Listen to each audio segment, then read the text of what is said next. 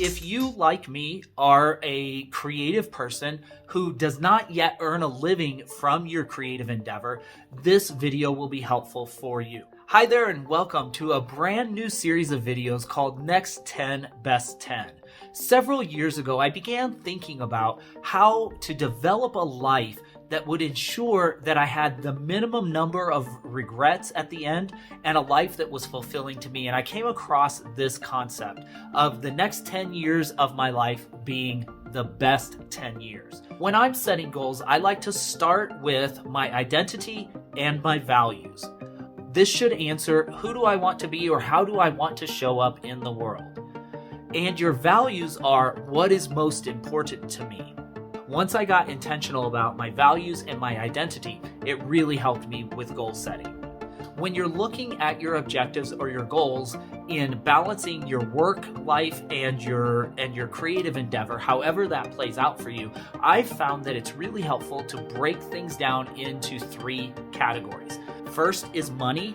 This includes things like income, job, profession, etc. The second is time and talents. How am I spending my time? How am I using my time? What kinds of things am I doing? And number 3 is mind and body.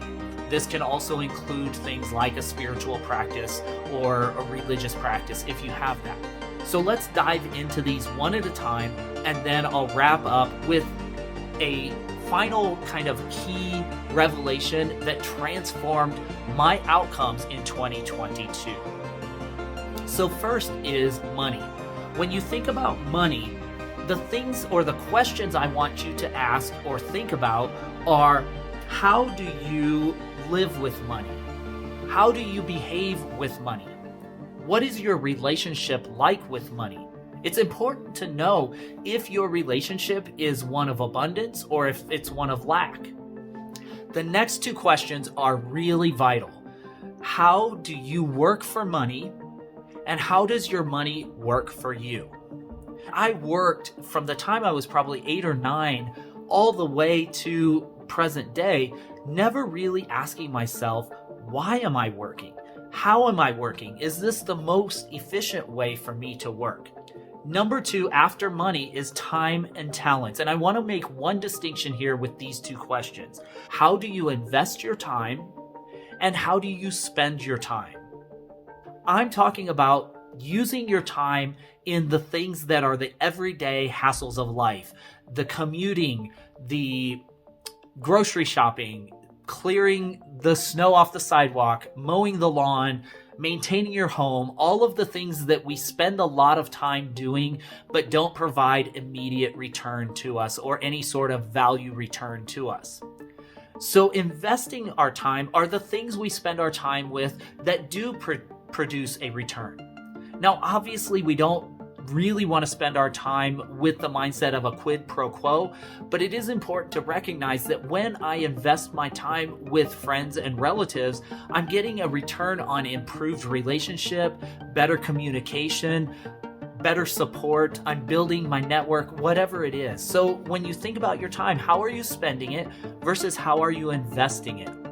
And finally, we come to mind and body. So we've looked at money, we've looked at time and talents, now mind and body. All of us spend our energy when we spend our time. Wherever your focus goes, that's where your energy is going. And so if you're spending your time running, and you're not really investing it intentionally, it's no surprise that your body and mind are worn down and you don't have time for your creative endeavor. Now, I promised at the end of this video that I would share the key insight that transformed my life in 2022. And that is focusing on one objective. Think of yourself as the captain of a ship. It's going to take a lot of energy and a lot of momentum to turn the ship and go in the other direction. That's why I found it was so beneficial to focus on one objective. For me in 2022, that was my physical health. Once I was clear about the objective I was going to focus on and the tactic I wanted to take, or the goal that I wanted to support that objective, the tactic was then finding, for me, an app I chose one that I trusted. I subscribed to the app, and I have exercised 5 days a week for the last year, and it has become a habit now. So my recommendation is focus on one area, one objective, especially if you're trying to make major change. Develop a system, and that system will reduce your stress, and it will also reduce your resistance because it will help you make habits a thing you don't have to think about, you don't have to force yourself to do, you don't have to, it's just what you do all the time. If you build the system, then you can automate. And as you achieve success, then you can look back and you can develop more nuanced systems that will take you to the next level. Find something, build a system that works, automate, scale it, repeat over and over and over. I hope these insights and these tips have been helpful to you as you think about 2023 in both your earning potential as well as your creative endeavor. But I'd love to hear from you in the comments. What of these insights are you most excited to think about and apply in your own life? Are there any things that have worked for you that might be helpful to me or to others? Drop those in the comments. I'd love to hear how you balance earning and developing your creative endeavor and how you protect your energy in order to be able to deploy it in service of your creativity. And if this video has been helpful for you, I would appreciate your subscription. Be sure to like the video and click the bell notification so you'll be notified of new videos.